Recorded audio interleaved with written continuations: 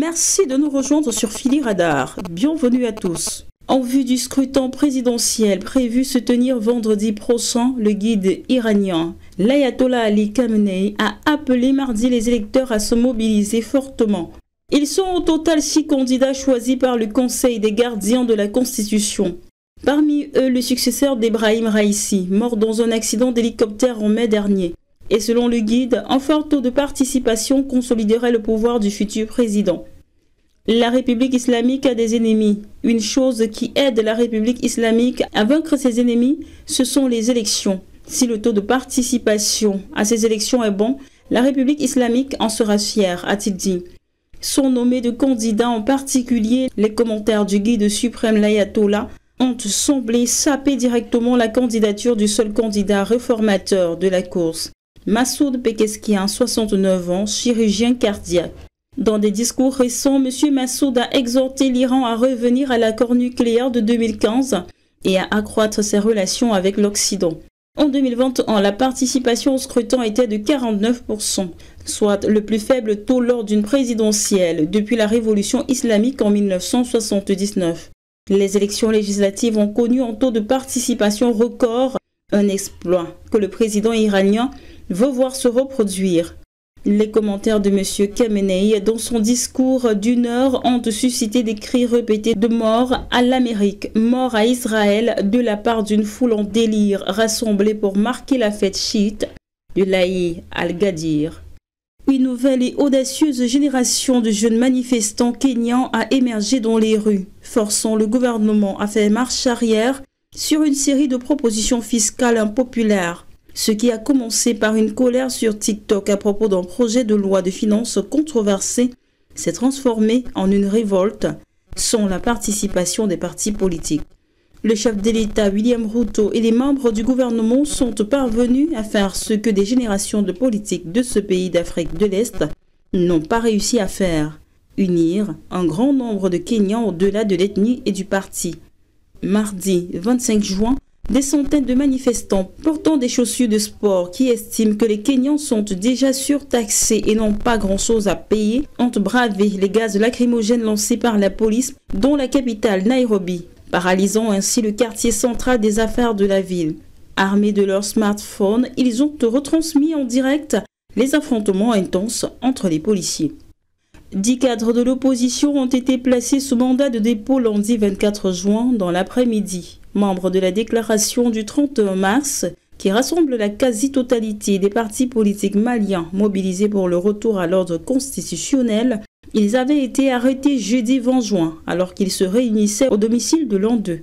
Ils resteront donc détenus jusqu'à leur jugement pour notamment opposition à l'exercice de l'autorité légitime, attentat et complot contre le gouvernement, opposition à l'exercice de l'autorité légitime, portant atteinte à l'ordre public ou encore leur tentative selon les articles 45, 46 et 84 du Code pénal malien. Tels sont les chefs d'inculpation retenus contre 10 des 11 cadres de l'opposition arrêtés jeudi dernier.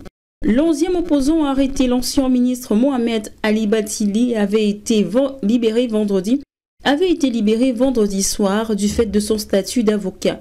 On ignore à ce stade s'il sera poursuivi dans le cadre d'une procédure spécifique. Les 10 autres ont été placés sous mandat de dépôt par le tribunal de la commune 5 de Bamako. Lors de leur arrestation, ces anciens ministres et dirigeants de partis politiques, membres de la déclaration du 31 mars, travaillaient à un projet de règlement intérieur de leur regroupement et à des actions communes. Conférences de presse, rassemblements. Le tout afin d'obtenir l'organisation d'élections et le retour à l'ordre constitutionnel. En visite officielle à Minsk, le chef de la diplomatie russe a commenté les perspectives de règlement de paix en Ukraine, le déploiement d'armes nucléaires tactiques en Biélorussie, le conflit au Moyen-Orient et les relations entre la Russie et l'Occident.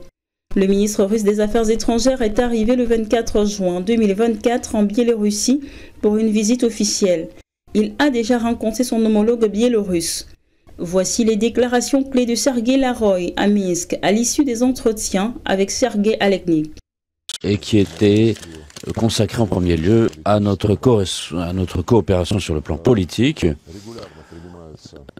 régulièrement, nous adoptons des programmes d'action commune. Nous assurons le suivant de ces programmes, notamment maintenant à l'horizon 2024-2026, dans le cadre de l'évolution de notre Union Russie-Biélorussie.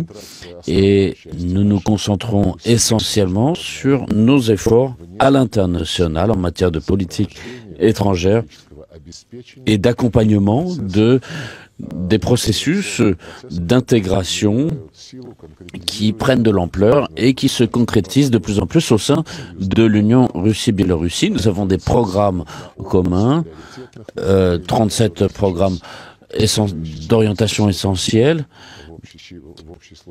et qui, au total, maintenant, se chiffre à plus d'une centaine, et qui constituent en fait le caractère d'union entre nos deux États et qui a de plus en plus une dimension pratique, concrète et qui se manifeste sur le plan international dans le renforcement de l'efficacité de cette édification de notre union.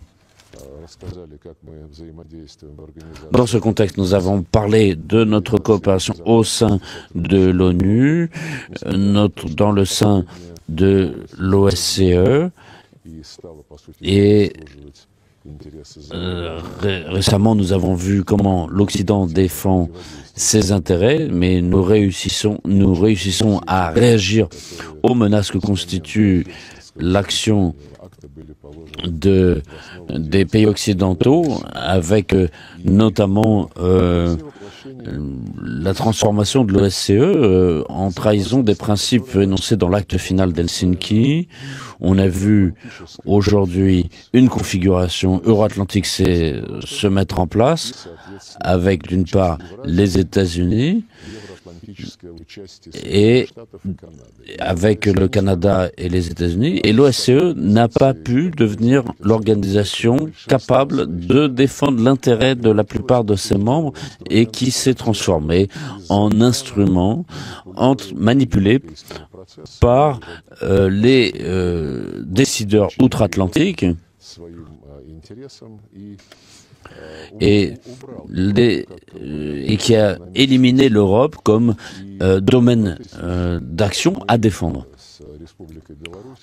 Aujourd'hui, la Russie, avec la Biélorussie, se prononce pour la défense des questions de sécurité en priorité sur notre continent uni, sans ingérence de l'extérieur. L'an dernier, en automne, à l'initiative du président Loukachenko, nous avions la première conférence sur la sécurité en Eurasie, et qui avait été une conférence tout à fait réussie, avec la participation de pays de l'OTAN, de l'UE, notamment de la Hongrie, et nous soutenons la résolution des Biélorussie de faire en sorte que ces rencontres se tiennent régulièrement.